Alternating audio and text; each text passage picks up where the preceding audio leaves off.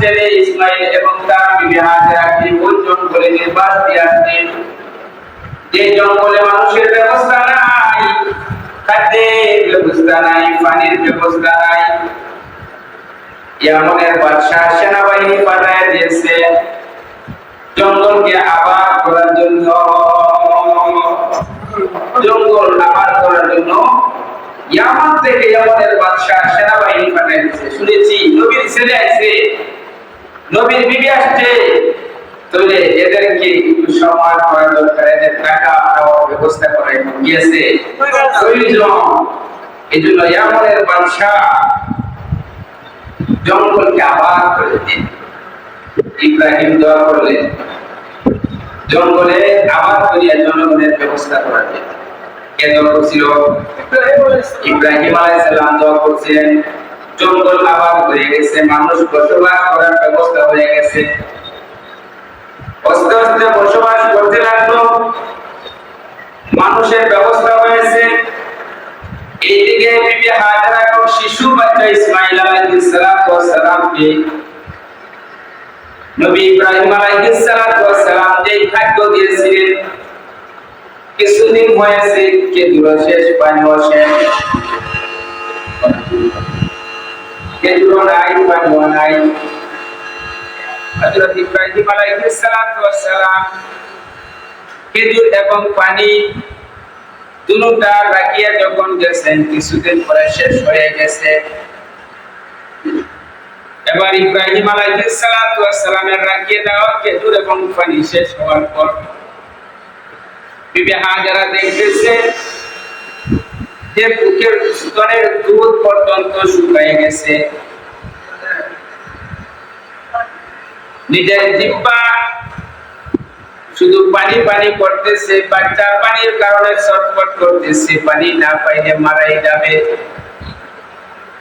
এমন সময় বিবি হাজেরা শিশু বাচ্চা ইসমাইলকে পাহাড়ের তলদেশে রাখিয়া পানি তালাশ করার উদ্দেশ্যে একবার এই পাহাড়ে উঠিয়ে দেখেন দূরে কোথাও পানি দেখা যায় কিনা।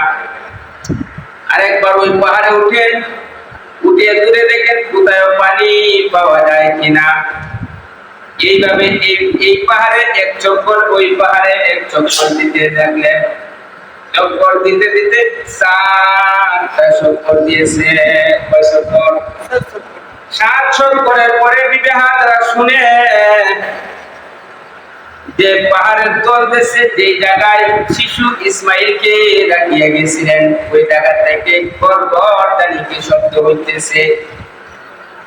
পাহাড়ের উপর থেকে দৌড়িয়া নামলেন, কি জানি জঙ্গল থেকে আসিয়া আমার ছেলে ইসমাইলকে পাকে নিয়ে গেল নাকি। এই বয়ামি পাহাড়ের তলদেশ থেকে নামলেন, উপর থেকে নামিয়া দেখে শিশু বাচ্চাদের মাটির মধ্যে রাখলে অথবা কাঠের মধ্যে রাখলে পা নাড়াচাড়া করে। ইব্রাহিম আলাইহিস সালামের পায়ের আঘাতে ওই পানির তলদেশ থেকে, মাটির তলদেশ থেকে পানি বাহির হইতে লাগলো। পানি বাহির হইতেছে। হইল পানির ব্যবস্থা? পানির ব্যবস্থা হইছে না? হইছে না? পানির ব্যবস্থা আল্লাহ করিয়া দিলেন। জনগণের ব্যবস্থা হলো এমন দেশ থেকে। পানির ব্যবস্থা হলো শিশু আলাইহিস সালাম, শিশু ইসমাইল আলাইহিস সালামের পায়ের কুড়ালি থেকে কূপে রূপান্তরিত হয়েছে। বর্তমানে যেটা হাদিস আমরা পানি আনে পানি আনে কিনা, বিশুদ্ধ ডাক্তারদের বিশুদ্ধ মত অনুযায়ী, ডাক্তারদের বিশুদ্ধ মত অনুযায়ী জমজম এমন একটা পানি মানুষ বেঁচে থাকার জন্য যত ধরনের পুষ্টি দরকার, সব ধরনের পুষ্টি ওই জমজম পানির মধ্যে আছে। যত পুষ্টি দরকার সকল পুষ্টি জাতীয় জিনিস আল্লাহ পাক রব্বুল আলামিন জমজম পানির ভিতরে দিয়ে রাখছে। এই জন্য হাদিস শরীফের মধ্যে আসছে, বিশ্বনবী বলে কেউ যদি জমজমের পানি পান করার পরে আল্লাহ পাকের কাছে কোনো হাদিস দোয়া করে, ওই দোয়াটা 60 টাকা একটা দোয়া সুবহানাল্লাহ। এই দোয়াটা কি করে নেয়? কবুল করে নেয়, কবুল। বিবি হাজারা পাথর দিয়া বান দিলেন, বান। বিশ্বনবী বলেন, ওই দিন যদি বিবি হাজারা ওই জমজমের কূপকে বাদ না দিতেন, আর পৃথিবী জমজমের পানিতে সয়লাব হয়ে যাইত। পৃথিবীর আনাচে কানাচে ওই পানি কি হয়ে যেত? সয়লাব হয়ে যেত। কয়টা জিনিসের দোয়া করেছিলেন ইব্রাহিম? কয়টা জিনিস? দুইটা জিনিস হয়ে গেছে, আল্লাহ পাক কবুল করে ফেলছেন। রয়েছে খাদ্যের ব্যবস্থা। আল্লাহ পাক ডাক দিলেন, ইব্রাহিম, হে ইব্রাহিম, সমস্ত উর্বর পানি মাটি গুলা তুমি তায়েফের ময়দানে নিয়ে পৌঁছে দাও। সমস্ত পৃথিবীর মধ্যে বসবাস করলে পৃথিবীর মধ্যে যে জিনিসটা, যে ফসলটা পাওয়া যায় অথবা না পাওয়া যায়, মৌসুমী ফল অথবা আনমৌসুমী ফল, সব ফল ওই তায়েফের ময়দানে সব সময় পাওয়া যায়। কেন? ওই মাটির মধ্যে এত পূর্বল আল্লাহ পাক রব্বুল আলামিন দিয়েছেন যে সব সময় 12 মাস এই মাটির মধ্যে মৌসুম আছে। সুবহানাল্লাহ। কেন? যদি একটা শিশু ইসমাঈল আলাইহিস সালাতু ওয়াস সালামকে যখন রাখিয়ে গেছিলেন, বিবি হাজরাকে যখন রাখিয়ে গেছিলেন, এটার ফলাফল হিসাবে ইব্রাহিম নবী দোয়া করেছিলেন। আর এই দোয়াটা আল্লাহ পাক কবুল করার মাধ্যমেই তায়েফের ময়দানে সমস্ত পৃথিবীর উর্বরতা দাঁড়িয়ে দিয়েছে। পৃথিবীর উর্বরতায় তায়েফের ময়দানে আছে না নাই? কয়টা দোয়া করেছিলেন ইব্রাহিম নবী? 3টা দোয়া। কেন? ওই নবী ইব্রাহিম আলাইহিস সালাতু ওয়াস সালামকে আল্লাহ পাক রব্বুল আলামিন অনেকগুলা পরীক্ষা নেওয়ার পরে আল্লাহ পাক রব্বুল আলামিন মনস্থ করলেন যে আমি ইব্রাহিম এবং ইসমাঈলকে দিয়া আমি কাবা ঘর বানাই দিব। সুবহানাল্লাহ। কি বানাইব? কাবা ঘর। ইন্না আউওয়ালা বাইতি উদিয়া লিন-নাস লাল্লাযী বিবাক্কাতা মুবারাকাও ওয়া হুদাল লিল আলামিন। আল্লাহ পাক রব্বুল আলামিন বললেন, হে পৃথিবীর মানুষেরা শুনো, সর্বপ্রথম পৃথিবীর মধ্যে আমি আল্লাহ ঘর বানাইলাম, কাবা ঘর। কোন ঘর? কাবা ঘর। কেন? বুঝি হুদাল লিন-নাস, মানুষের হেদায়েতের জন্য। মানুষের কিসের জন্য? হেদায়েতের জন্য আমি আল্লাহ কাবা বানাইলাম, কাবা ঘর বানাইলাম। মানুষের জন্য হেদায়েত প্রাপ্ত হয়, মানুষের জন্য হেদায়েত লাভ করে। হুদাল লিন-নাস, সমস্ত মানুষের জন্য হেদায়েত প্রাপ্ত হিসাবে, হুদাল লিন-নাস হিসাবে আমি আল্লাহ কাবা ঘর বানাইলাম। কি বানাইলো? বললাম কাবা ঘর বানানোর পরে ইব্রাহিম আলাইহিস সালাতু ওয়াস সালামের বন্যায় ওই কাবা ঘর মাটির নিচে পড়ে গেছিলেন। যে গত সপ্তাহে আলোচনা ছিল, নূহ আলাইহিস সালাতু ওয়াস সালামের বন্যার কারণে কাবা ঘর মাটির নিচে পড়ে যাওয়ার পরে আল্লাহ পাক রব্বুল আলামিন মনস্থ করলেন ওই কাবা ঘরকে পুনরায় আবার মাটির উপরে স্থাপন করতে হবে, পুনরায় আবার তুলতে হবে। দেখার মনস্থ আল্লাহ পাক রব্বুল আলামিন মন করলেন যে ওই কাবা ঘর আবার বানাইতে হবে।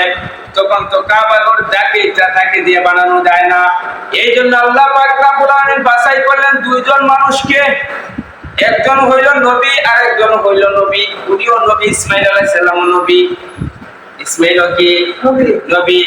বাপ এবং ছেলে দুজনকে বাছাই করলেন।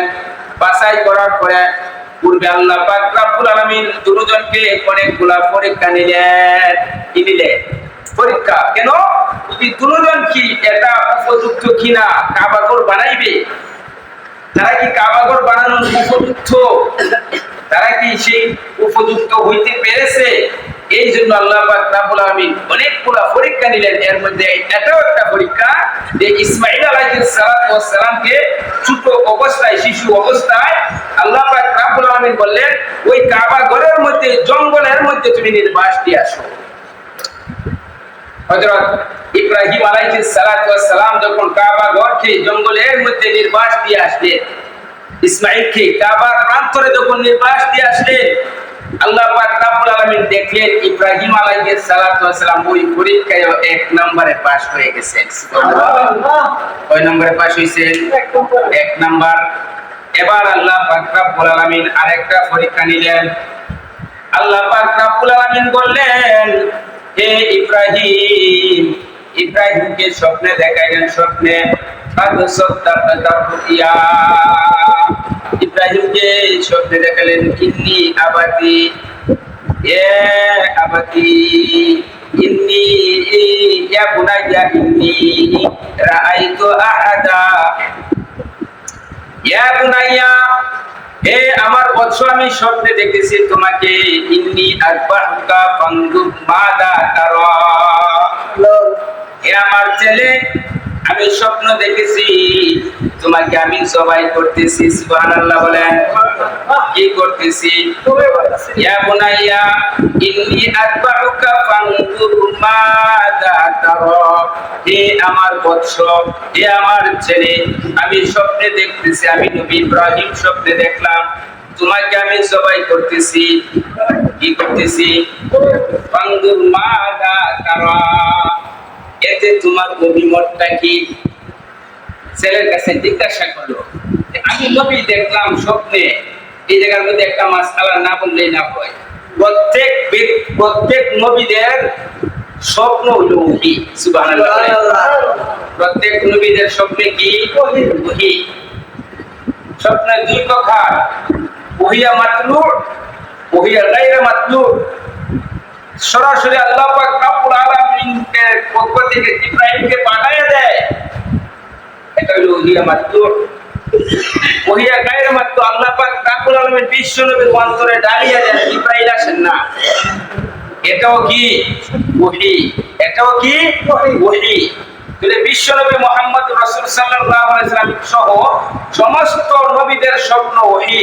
হযরত ইব্রাহিম আলাইহিস সালাতু ওয়াস সালাম স্বপ্নে দেখলেন যে আল্লাহ পাক রব্বুল আলামিন বলতেছেন, হে ইব্রাহিম, তুমি তোমার প্রিয় বস্তুকে আমার রাস্তায় কুরবানি দিয়ে দাও। সুবহানাল্লাহ বলেন, আমার রাস্তায় কি দিয়ে দাও? কুরবান করে দাও। হযরত ইব্রাহিম আলাইহিস সালাতু ওয়াস সালাম ঘুম থেকে উঠিয়া 100 উট কুরবান দিল। কয়শো উট? 100। দ্বিতীয় রাত আবার স্বপ্ন দেখতেছে, হে ইব্রাহিম, তুমি তোমার প্রিয় বস্তুকে আমার রাস্তায় কুরবান দিয়ে দাও। দ্বিতীয় দিন হযরত ইব্রাহিম আলাইহিস সালাতু ওয়াস সালাম দ্বিতীয় দিন আরো 100 উট দিলেন। কয়শো উট হইছে? দ্বিতীয় দিন স্বপ্নে দেখলেন যে ইব্রাহিম, তুমি তোমার প্রিয় বস্তুকে আমার রাহে কুরবান করে দাও। ইব্রাহিম আলাইহিস সালাতু ওয়াস সালাম এবার আরো 100 উট কুরবান দিলেন। কয়শো উট হইছে? 300 উট হয়েছে। এবার ইব্রাহিম স্বপ্নে দেখতেছে, আল্লাহ বলতেছে, ইব্রাহিম, উটের চাইতে প্রিয় বস্তু কি তোমার কাছে আর নাই? আমি তো তোমার প্রিয় বস্তুটা চেয়েছি, উটের চাইতে প্রিয় বস্তু কি আর নাই? এবার ইব্রাহিম বুঝতে পারলেন, আল্লাহ তো আমার ছেলে ইসমাইলকে চাইতেছে। কারে চাইতেছে? ইসমাইলকে চাইতেছে। আমি উট দিলে কি হবে? আল্লাহ পাক রব্বুল আলামিনের এই স্বপ্নের মধ্যে ওহী পাওয়ার সাথে সাথে ছেলেকে ডাক দিছে, ইয়া বুনাইয়া, হে আমার বৎস, ইন্নী আযবাহুকা, আমি দেখেছি তোমাকে আমি জবাই করতেছি। ফানজুর মাযা তারা, এতে তোমার অভিমতটা কি? তোমাকে তো আমি জবাই করতে দেখেছি, তুমি কি জবাই হইতে রাজি আছো না রাজি না? আল্লাহ পাক রব্বুল আলামিন ইব্রাহিম আলাইহিস সালাতু ওয়াস সালাম যখন ছেলে ইসমাইলকে বললেন, তুমি তো এখনো ছেলে, কিতাবের মধ্যে আসছে 14 বছর হবে। কয় বছর? 14 বছর হবে। এবার ছেলে জবাব দিতেছে, বাবা কি, ইয়া আবাতি ফাল মা তুমার সাতাজিদুনি ইনশাআল্লাহু মিনাস সাবিরিন। হে আমার বাবা, ইয়া আবাতি ফাল মা তুমার, আপনি হুকুম পালন করেন যারা আল্লাহ পাক আপনাকে আদেশ করেছে। আপনাকে আপনি হুকুম দিয়েছেন, সেই হুকুম আপনি কার্যকরী করেন। আপনি অবশ্যই আমাকে ধৈর্যশীলদের মধ্যে একজন পাইবেন। আপনি আমাকে ধৈর্যশীলদের মধ্যে পাবেন। আপনাকে আপনার মাওলা, আপনার প্রভু যে আদেশ করেছেন, এই আদেশটা আপনি পালন করে আমিও মাতা শিশু ধার্য করে মাথা পাতিয়া ওই হুকুম মেনে নিতে আমিও রাজি আছি। কি বুঝলেন? বাবাও রাজি, ছেলেও রাজি, কি রাজি না?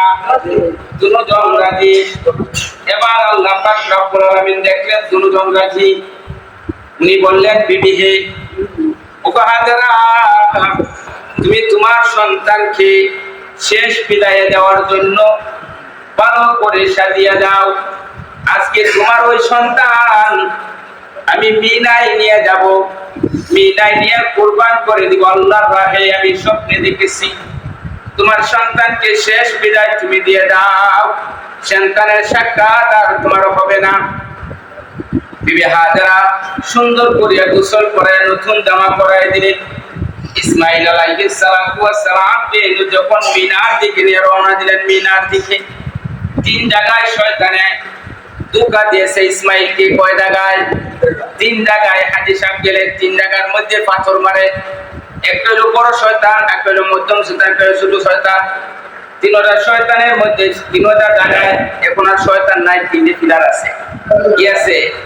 তিনটে পিলার। তিন জায়গায় শয়তান আক্রমণ করেছে, ইসমাইল আলাইহিস সালামকে ধোঁকা দিয়েছে। কি ধোঁকাটা? বলতেছে, ইসমাইল কোথায় যাইতেছো? তোমার বাবা তোমাকে জবাই করতে নিয়ে দেখতেছে। ওই নিয়ে দেখতেছে জবাই। এবার ইসমাইল আলাইহিস সালাম নিজের পক্ষ থেকে পাথর মারলেন, হে শয়তান দূর হয়ে যা, আমার বাবা আমাকে যা ইচ্ছা তাই করুক, তোর কি হয়েছে? শয়তানকে কি করে দিছে? কিছু দূর অগ্রসর হয়েছে, আবার ধোঁকা দিছে, আবার পাথর মারছে। কিছু অগ্রসর হয়েছে, আবার ধোঁকা দিছে, আবার পাথর মারছে। কয় জায়গা হয়েছে? তিন জায়গার পরে মিনার ময়দানে যখন পৌঁছলেন, মিনার ময়দানে গিয়ে পৌঁছার পরে আমার ইব্রাহিম আলাইহিস সালাম বলতেছে, বৎস হে আমার, রেডি হয়ে যাও, তোমাকে কুরবান করতে হবে আল্লাহর জন্য। তুমি রাজি আছো কুরবান হওয়ার জন্য? বুঝে হ্যাঁ। ছেলে জবাব দিতেছে, বাবা আমি আপনার সন্তান, আপনি আমার বাবা, সুতরাং আমার আদেশ হইল, আমার একটা কথা হইল, আপনি আমার হাত পা, আপনি আপনার চোখ কোটা আমাকে জবাই করার আগে বেঁধে নিয়ে। কিতাবের মধ্যে লিখেছে, কেন? বুঝি বাবা বড় সন্তান ছোট? বাবা বড় না সন্তান বড়? বাবা বড় সন্তান ছোট। ছোটর পা যদি সন্তান হয়ে যদি বাবার গায়ে লাগে, জবাই করবেন, হাত পা লাগতেই পারে। যদি বাবার পায়ে লাগে, বাবার শরীরে লাগে, তাহলে বেয়াদব সন্তান বলিয়া গণ্য হয়ে যাব। আমি তো আপনার বেয়াদব সন্তান না, এই জন্য আমার হাতগুলা আপনি পা গুলা বাঁধিয়ে নিয়ে আপনার সবগুলা বাঁধবেন। এই জন্য আমি আপনার কলিজার টুকরা একটা সন্তান। কোন বাবা চায় না নিজের সন্তানকে নিজেই জবাই করে দিতে। পৃথিবীর কোন বাবা এটা সহ্য করতে পারবে না। যেহেতু আপনার আল্লাহ হুকুম করেছেন আপনি জবাই করতেই হবে, সুতরাং জবাই করার সময় যেন আমার দিকে তাকায়া তোমার মায়া না লাগে, প্রেমটা যেন আমার দিকে বেশি না হয়ে যায়। যদি আমার দিকে প্রেমটা ঢুকিয়া যায়, মুহাব্বতটা ঢুকিয়া যায়, তাহলে আল্লাহ পাকের প্রেম তোমার ভিতর থেকে উধাও হয়ে যাবে। এই জন্য আপনার চক্ষুটা বাঁধিয়ে নিয়ে বাবা বাঁধলেন, দাঁড়ানো চুলে হাতে নিলেন, পুত্রকে ছোঁয়াইলেন, ছুরি চালাইলেন। আল্লাহ পাক ডাক দিলেন, হে জিব্রাইল, হে জিব্রাইল কোথায় আছো? জান্নাত থেকে একটা চুম্বানিয়া ইব্রাহিম আলাইহিস সালাতু ওয়াস সালামের চুরির নিচে ইসমাইলকে জড়াইয়া ধরিয়ে দাও। সুবহানাল্লাহ। জান্নাত থেকে কি নিতে বলেছেন? চুম্বা। হযরত ইব্রাহিম আলাইহিস সালাম বলতেছেন, সময় হইল, ইসমাইল আলাইহিস সালাতু ওয়াস সালাম চুরির নিচে আছেন, আর ইব্রাহিম আলাইহিস সালাম শোক বাঁধা অবস্থায় চুরি হাতে আছে। কয় মিনিট সময় আছে? 1 মিনিট সময় আছে। কি আল্লাহু আকবার বলিয়া ছুরিতে চালাই দিবেন। এমন সময় জিব্রাইল বলেন, আমি সিদরাতুল মুনতাহার মধ্যে। সুবহানাল্লাহ বলেন। কোন জায়গার মধ্যে আছে? সিদরাতুল মুনতাহার মধ্যে আছি। হযরত জিব্রাইল আলাইহিস সালাম বলেন, পৃথিবীর মানুষেরা শুনো, আল্লাহ পাকের হুকুম পাইয়া আমি জিব্রাইল 600 নূরের পাকা একসাথে ছেড়ে দিয়ে টান দিলাম। সুবহানাল্লাহ।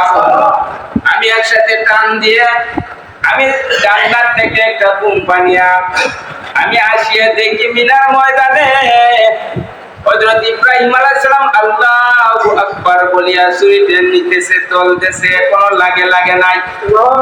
এমন অবস্থায় আমি আমার ইব্রাহিমকে চড়াইয়া ইসমাইলকে চড়াইয়া ওই তলে আমার দুম্বাটা ধরে দিয়ে দিলাম। এটা হলো এক রিওয়ায়াত। আরেক রিওয়ায়াতে আছে দুম্বা নেওয়ার আগে হযরত ইব্রাহিম আলাইহিস সালাতু ওয়াসসালামকে আল্লাহ বলেছেন, হে ইব্রাহিম তুমি জান্নাত থেকে একটা লোহার টুকরো নিয়ে যাও। জান্নাত থেকে কি নিয়ে যাও? লোহার টুকরা।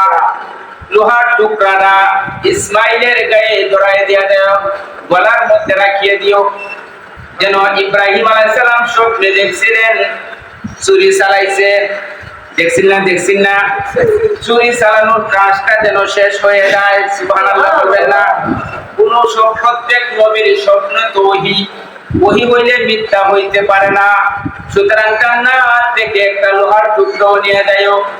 জান্নাত থেকে একটা লোহার টুকরা নিয়া ইসমাইল আলাইহিস সালামের গলায় যখন ধরায় দিলেন, এবার ইব্রাহিম আলাইহিস সালাম ছুরি চালাইতেছে কাটে না। কি করে না? কাটে না। ইব্রাহিম আলাইহিস সালাম রাগে বশবর্তী হইয়া ওই ছুরি দেখে একটা পাথরের উপরে আঘাত করলো।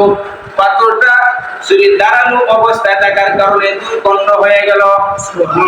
কি বুঝলেন? ছুরির মধ্যে দাঁড় আছে না নাই? এবার ইব্রাহিম বলতেছে, ছুরি কাটো না কেন? দাঁড়ের তো কোনো অভাব নাই, পাথর কাটতে পারো, ইসমাইলের ঘোড়া কেন কাটতে পারো না? ছুরি জবাব দেয়, ইব্রাহিম তুমি একবার আদেশ করতেছো কাটার জন্য, আর আল্লাহ পাক আমাকে ৭০ বার নিষেধ করতেছে না কাটার জন্য। ৭০ বার নিষেধ করতেছে। আল্লাহর নির্দেশ হলো সাদ্দাকাতার রুইয়া। হে ইব্রাহিম তুমি তোমার স্বপ্নকে বাস্তবে রূপান্তরিত করেছো। সাদ্দাকাতার রুইয়া। হে ইব্রাহিম তুমি স্বপ্নে দেখেছো, কি করতেছো? জবাই করতেছো। তুমি তোমার স্বপ্নকে বাস্তবে কি করেছো? রূপান্তরিত করেছো। আমি তোমার কাছ থেকে তোমার সন্তান চাই না, আমি চেয়েছি তোমার তাকওয়া, আমি চেয়েছি তোমার ভালোবাসা, আমি চেয়েছি তোমার মহব্বত। আমার জন্য তোমার কতটুকু মহব্বত আছে? আমার মহব্বত বেশি না তোমার সন্তানের মহব্বত বেশি? এখন আসুন এই জায়গার মধ্যে একটা মাসআলা, ফকিহগণ মাসআলা লিখেছেন, এক ব্যক্তি ৫০,০০০ টাকা দিয়া একটা কুরবানি দেওয়ার সামর্থ্য আছে। কয় হাজার টাকা? ৫০,০০০ টাকা ব্যক্তি কুরবানি দেওয়ার সামর্থ্য ব্যক্তি এক নাম দিছে। কয় নাম দিছে? মাসআলা হইল তার কুরবানি আদায় হয়ে যাবে, কিন্তু ওই কুরবানির মধ্যে রূহ থাকবে না। কি থাকবে না? রূহ নাই, কারণ মুহাব্বতের কুরবানি হইছে না। এটা কিসের কুরবানি হইছে না? মুহাব্বতের কুরবানি কখন হবে? যদি যার সামর্থ্য অনুযায়ী যখন কুরবানি দিবে তখন ওই কি কুরবানি হবে? মুহাব্বত। এক ব্যক্তির কুরবানি দেওয়ার সামর্থ্য আছে, একটা গরু নিজে একা, উনি শরীকানা দিচ্ছে, মুহাব্বতের কুরবানি হইছে? মুহাব্বতের হবে না। কুরবানি আদায় হবে মাসআলা, কিন্তু ওই কুরবানির ভিতরে রূহ নাই। কি নাই? রূহ নাই। রূহ ছাড়া বুঝিস ওসল না ওসল? ওসল। রূহ ছাড়া যেমন বডি ওসল, ওই কুরবানির ভিতরে মাসআলা হলো রূহ নাই, তার কুরবানি আদায় হয়ে যাবে, কিন্তু মুহাব্বতের কুরবানি হইল না। মুহাব্বতের দাবিদার কারা করে? যদি আমাদের দেশে অনেক মানুষ এমনও আছে যারা কুরবানি দিতে প্রস্তুত, গরুটারে বুঝি যেটা হাল চাষ করতে করতে একবার অসল হয়ে গেছে, চলে না, এখন মনস্থ করেছে যে গরুটারে কি করে দিব? কুরবানি দিব। অথচ আল্লাহ বললেন যে তুমি তোমার উত্তম বস্তুটাকে, পছন্দের বস্তুটাকে, মায়ার বস্তুটাকে, মাসআলা হইল যে বস্তুটাকে তুমি তোমার কুরবানি দিব এটা যেন মায়ার হয়, সুন্দর হয়, মহব্বতের হয়, নিজের লালিত পালিত করলে আরো ভালো, নিজের ঘরের পশু দিলে আরো ভালো। এটা কে চেয়েছেন? আল্লাহ পাক রব্বুল আলামিন চেয়েছেন। এই জন্য আল্লাহ পাক রব্বুল আলামিন ইব্রাহিমকে এই পরীক্ষা নিয়েছেন। ইব্রাহিম পাস হইছে না ফেল হইছে? পাস না ফেল? এবার আল্লাহ পাক রব্বুল আলামিনের যেই মনস্থতা ছিল, যেই মনের কাজটা ছিল, এই কাজটা দিলেন। সুবহানাল্লাহ বলেন। মনের একটা ইচ্ছা ছিল কি ছিল না? এত পরীক্ষা নেওয়ার পিছনে হইলো একটা কয়টা একটা লক্ষ্য বস্তুটা হইলো আল্লাহ পাক রব্বুল আলামিন ইব্রাহিম এবং ইসমাঈলকে দিয়ে কাবা ঘরটা বানাইবেন। সুবহানাল্লাহ বলেন। কি ঘর বানাইবেন? কাবা ঘর বানাইবেন। এই জন্য আল্লাহ পাক রব্বুল আলামিন মহান এত বড় পরীক্ষা নিলেন, কুরবানি নামক পরীক্ষা নিলেন, অগ্নির মধ্যে ফেলে দিলেন। ইব্রাহিম আলাইহিস সালামকে, শিশু বাচ্চা ইসমাঈলকে জঙ্গলে বাসায় দিলেন। এত পরীক্ষা নেওয়ার কারণ ইব্রাহিম আলাইহিস সালামকে দিয়ে আল্লাহ পাক কাবা ঘর বানাইতে নিয়ত করেছে। সুবহানাল্লাহ বলেন। কি ঘর বানাইতে নিয়ত করছে? কাবা ঘর। তুই এখন চিন্তা করে দেখুন যে আল্লাহ পাক রব্বুল আলামিনের ঘর বানাইবেন। আল্লাহ পাক রব্বুল আলামিন ঘর কাকে দিয়ে বানাইবেন? ওই যে যেমন তেমন মানুষ দিয়ে বানাইবেন না। বানানোর আগে আল্লাহ পরীক্ষা করতেছে কাকে? ইব্রাহিমকে। কাকে? ইব্রাহিমকে। তখন আপনি যখন মনে করবেন, যদি আপনি মনে করেন আপনার একটা টাকা যদি আল্লাহর ঘরে লাগে, আমার একটা টাকা যদি আল্লাহর ঘরের মধ্যে লাগতেছে, এর আগে কি আমাকে আল্লাহ পরীক্ষা করছেন না? অবশ্যই করছেন। যার টাকা ইচ্ছা তার টাকা আল্লাহ পাকের ঘরে লাগান না। এটা আল্লাহ পাকের কানুন, এটা আল্লাহ পাকের নিয়ম। এই নিয়মের পরিপন্থী চলতে পারে না। আল্লাহ পাক আমাকে ছাড়াও আপনাকে ছাড়াও ইচ্ছা করলে আল্লাহ পাক যে কোনো মানুষ দিয়ে আল্লাহর ঘর বানাইতে পারেন কি পারেন না? পারেন। কিন্তু এর আগে যাচাই করে কার টাকাটা এই ঘরের মধ্যে লাগানো উপযুক্ত তার টাকাই লাগান, যারটা অনুপযুক্ত তারটা লাগান না। এই জন্য আল্লাহ পাক রব্বুল আলামিন ইব্রাহিম আলাইহিস সালামকে পরীক্ষা করলেন। শুধু ইব্রাহিমকে পরীক্ষা করছেন না, ছেলেরও। কেন? বুঝি ছেলেও বাবার সাথে সহযোগিতা হিসেবে থাকবে, এই জন্য ছেলেরও পরীক্ষা। বাপ ছেলের পরীক্ষায় পাস হওয়ার পরে আল্লাহ পাক রব্বুল আলামিন বললেন, ইব্রাহিম দাও, অনুমতি দিলাম। ওই যে নূহ আলাইহিস সালামের বন্যায় যে কাবা ঘর মাটির নিচে চাপা পড়ে গেছিল, এটার উপরে আরেকটা কাবা তুমি বানায় দাও। একটার উপরে কি বানায় দাও? কাবা ঘর বানায় দাও। কিতাবের মধ্যে আসছে, তাফসীরের কিতাবের মধ্যে আসছে, রাজমিস্ত্রি হলো ইব্রাহিম আলাইহিস সালাম। সুবহানাল্লাহ বলেন। রাজমিস্ত্রি কে? ইব্রাহিম। যুগালি হলো ইসমাঈল। যুগালি কে? ইসমাঈল আলাইহিস সালাম। একটা পাথর আনিয়ে দেয়, ইব্রাহিম নিজ হাতে পাথর লাগায়, কাবা ঘরের পাথর, মসজিদের পাথর। ইব্রাহিম আলাইহিস সালাম লাগাইতে লাগাইতে যখন এই পর্যন্ত গেল, আরেকটা পাথর লাগাইছে, আর খুব হইছে। এখন পাইব কি? এখন কি করবে? বাপ ছেলে পরামর্শ করলো কি করা যায়। এখন তো কি দিয়ে উঠবো, কিছু বানাইতে হবে।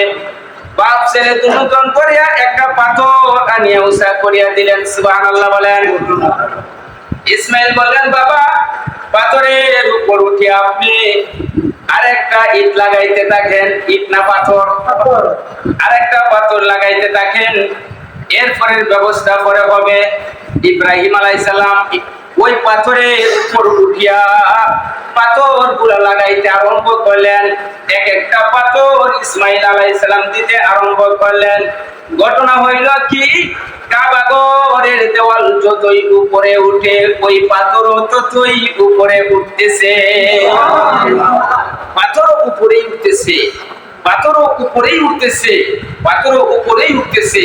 উঠতে উঠতে কাবা ঘরের কাজ একবারে সম্পূর্ণ করলেন বাপ ছেলে। সুবহানাল্লাহ বলেন।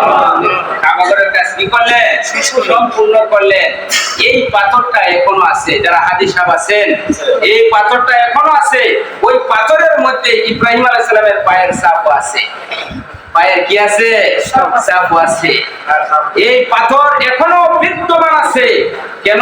ওই যে আল্লাহ পাক রব্বুল আলামিন বিশ্বের মানুষকে জানাইয়া দিতে চান, দেখাইয়া দিতে চান, হে পৃথিবীর মানুষেরা, যে আমি যে কাজটা নবীকে দিয়ে করাইছি। কেন?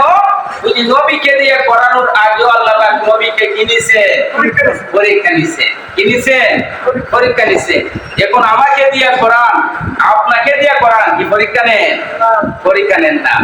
এখন আমি সৌভাগ্যবান, আমার একটা টাকা দেন, আমার ওই ঘরে রাখতেছে, এটাও কাবা ঘরের একটা অংশ। অংশ না? অংশ না?